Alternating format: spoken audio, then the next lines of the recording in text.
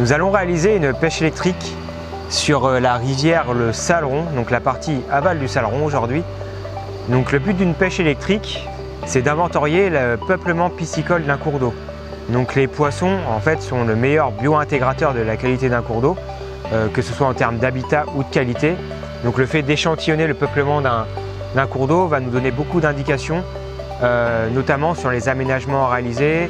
Ça va nous permettre aussi de classer le cours d'eau, soit cours d'eau en faveur du brochet, soit ce qu'on appelle les cours d'eau édocicoles, soit les cours d'eau salmonicoles, donc qui vont être plus en faveur de la truite, ou comme nous sommes ici dans le cas du Saleron, un cours d'eau qui va être intermédiaire, donc qui va à la fois abriter les espèces accompagnatrices de la truite et quelques truites, les espèces autour du brochet, donc ça va être la tanche, les carpes, les garnons, les brochets eux-mêmes, donc les chevennes, les vandoises, les barbeaux par exemple.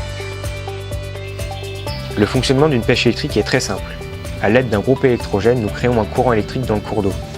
L'électricité circule entre une cathode fixe et des anodes mobiles qui agissent comme de véritables aimants pour les poissons. Les pêcheurs manipulant les anodes sont accompagnés de pêcheurs avec des épuisettes qui sont là pour capturer les poissons. Bien qu'inoffensif pour les poissons, le dispositif électrique est très dangereux, voire potentiellement mortel pour l'homme. Pour cela, les pêcheurs sont habilités et suivent un protocole strict. Les poissons sont ensuite stockés dans des viviers pour minimiser leur stress en attendant la biométrie.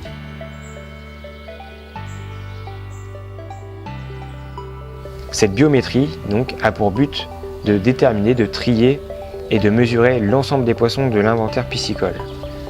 Cette biométrie est très importante car il s'agit du résultat de notre pêche. Chaque poisson décrit un habitat et une écologie particulière. Ils ont donc tous leur importance d'un point de vue scientifique, que ce soit les plus gros, comme les brochets, les carpes, les gros chevennes, les grosses tanches, ou les plus petits, donc ça va être les petits vairons, les petits goujons, les albins de gardon par exemple.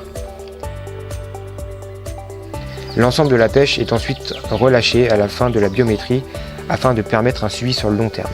Tous les poissons sont remis à l'eau en bonne santé. La connaissance de nos milieux est indispensable pour leur protection. Elle permet d'identifier les espèces sensibles et protégées et surtout elle permet de mettre en place des réglementations, des gestions et des actions adaptées pour améliorer la qualité de nos cours d'eau et faire plaisir à nos pêcheurs.